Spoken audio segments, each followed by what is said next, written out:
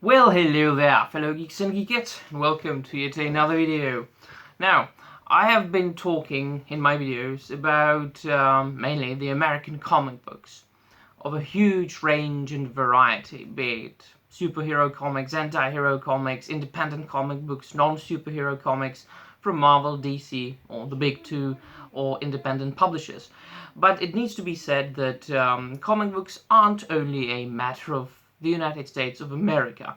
They have and Japan manga, but they've also got a very long history in Europe, where I live. Not specifically and prominently in my own country, which is the Czech Republic, although we also have some comic books, but not that good, but mainly, and that is where really is the European comic book prime in France and Belgium. Now, there are comic books such as Tintin, or as I have always pronounced it, Tintin, the Smurfs, and things like that. All more contemporary comics, which I must admit that I don't really read. I don't really read more contemporary European comic books. Well, I don't read more contemporary American comics either. But there is one specific comic book that has been around for a long time, and it comes from France, that is truly, honestly, my favorite European comics, and one of my favorite comic books of all time. And I'm of course talking about Asterix, or The Adventures of Asterix. Now this is a Czech printing of it, a collected edition of, the bande dessinée, as they call it in France. This contains 4 volumes, so there are 4 volumes of these thin albums, as we call them, or they call them in France and Belgium. So first, when it came out in, I believe it was 1959, Asterix was coming out in a French-Belgian magazine called something, I now forgot, but it came out in 59 for the first time, and it was like a bande dessinée very close to comic strips. And then it started being published in these slim volumes, right? And then, of course, when collected editions and omnibuses and hardcovers started to be more and more popular, in many places, such as the United States of America, and in many places in Europe, they collected them in these thicker volumes in hardcover, which I prefer, because there is more read in one volume. But when I was a little kid, I always used to read Asterix in these, you could call them floppies, but they are more, if you wanted to compare them to an American comic book, it's more like a floppy of the Black Label, DC Black Label imprint that is coming out nowadays, like Batman Damned, or Harleen, Superman Year One, and so on and so forth. And other than that, there have been many animated and motion picture films made of this character, Asterix. Many of them based on the actual comic books, some of them with their own stories, but these I used to watch when I was a little kid as well. Actually, I still do. So, I was thinking about rewatching my favorite Asterix animated movie tonight. And the premise is that I love it even nowadays, because firstly, both the premise and the story still hold up even after 60 years, and it appeals to me especially because of its humor, and it's really, it is well written, very well drawn, as I will show you in a minute, and it's a historical comic book. It's a satire, of course, both for kids and adults will get, I think, maybe even a bit more of it, because the humor in it is very intelligent. It's not like adult, you know. Asterix is definitely PG. It's for both kids and adults, but the historical aspect is what appeals to me the most. I have always been fascinated in the ancient inhabitants of Europe, the native Europeans, if you will, the Germanic people, Celts, Slavs, and so on and so forth. I myself am, you know, a bit of a mix of, well, as we all are in Europe, right?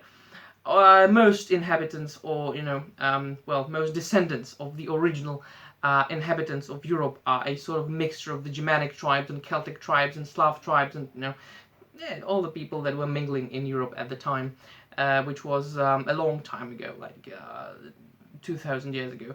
Now, Asterix is about a well, Celtic tribe of Gauls. It is set in around 55 BC, AD. Sorry, 55 AD, Anno Domini, which is when the Roman Empire was at its peak, and it spread almost all around the entire Europe, from Rome up until the you know, almost north of the British Isles. They stopped at the south of what is today Scotland, because they were really, even for the strong Roman Empire, the Picts and Scots living beyond the Hadrian's Wall that the Romans built were too fierce, you know, fierce of warriors.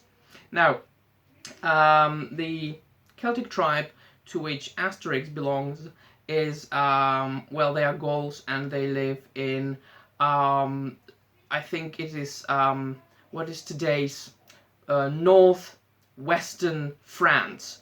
So they are French Celts, and in each and every volume, Asterix goes through many adventures, and in most of them it is about an encounter with the Romans that, as I said, have occupied the entire, well, France, which is, you know, today's France, except for Asterix's village, because the druid of the village had a special recipe for a potion that made you super strong and almost invincible. Basically, it gave you superpowers. So every inhabitant of that village where Asterix lived was able to drink that potion, except for Asterix's best friend, Obelix, who fell into a cauldron with a potion when he was a little kid, so that the effects of the potion, well, they well, he always has these superpowers caused by drinking the potion, whereas the other inhabitants of the village, when they drink the potion, they are strong for some time, but then, of course, the effects, they disappear after a couple of minutes. So they are strong for a limited amount of time, except, as I said, for Obelix, who is infinitely strong forever. Now, I will be talking about the comic books and the characters with the original French names, because most of the names and the place names were translated when they were translating the comic books, Asterix comics, into English. They were very often changing the names. Not so much in the Czech versions and the Czech translation. So I'll be using names in, well, their original French form, or, you know, their Czech translations, which is basically the same, right? So it might be a bit of, you know, confusing for some of you, but I will try to explain it a bit further. One more thing, I will read out a sentence, or an introduction that is at the beginning of each and every Asterix album, and in my Czech version it is found here, but I will read out an English introduction so you can know. And this little annotation really sums up what it is about, each and every of these Asterix comic books. And it reminds me of Robert E. Howard's Conan the Barbarian a little bit, so listen to that. The year is 50 BC. Oh, so it is BC. I effed up, sorry. The year is 50 BC. Gaul is entirely occupied by the Romans. well, not entirely. One small village of indomitable Gauls still holds out against the invaders. And life is not easy for the Roman legionnaires who garrison the fortified camps of Totorum, Aquarium, Laudanum, and Compendium. Well, these are, like Roman camps there, from which they occupy, the surrounding villages and areas. So that's what it's about. Asterix is full of humor, very intelligent humor that will entertain both adults and kids. And the art is, of course, a 50% of every good comic book. And here, as you can see, it is very cartoony, but I think that this is the one of the best comic book art that you can lay your eyes upon. It might be just my own, feeling of nostalgia, but I will love this artwork forever. It's so iconic, at least for me. This is the droid Panoramix, who makes the potion for the entire village. Here you can see some of the other characters, such as Obelix, Asterix's best friend. Now, you've got some of the Roman legionnaires,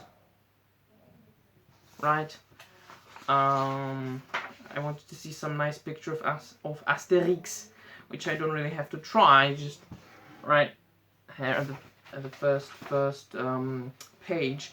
Wanted to find, and Obelix's dog here, as you can see, this teensy tiny small dog is actually called Idefix in French and in Czech, whereas I believe that in English translations they call him Dogmatix, which is a nice play on words, right? Dogmatics, things like that.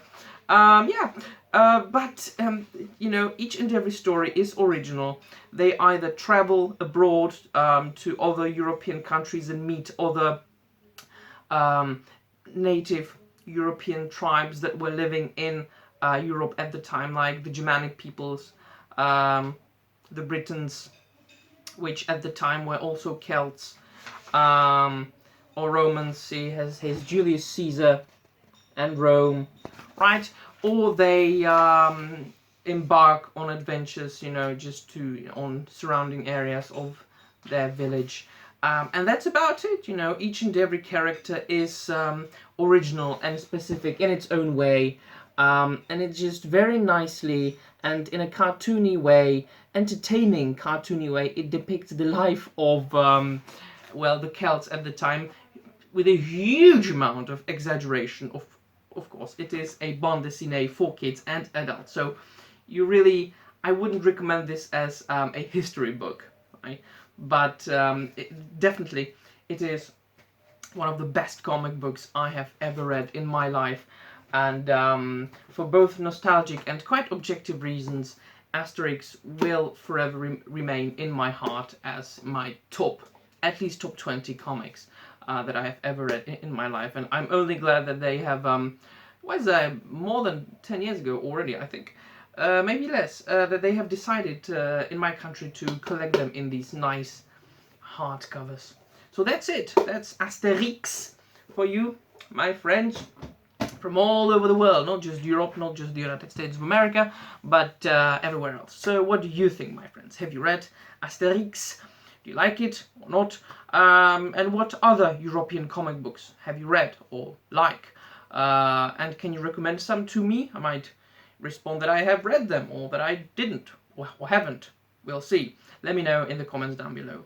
And of course, do not forget to dislike this video if you don't like it, or like it if you like it, and subscribe to this unimportant channel of an unimportant geek talking about unimportant things.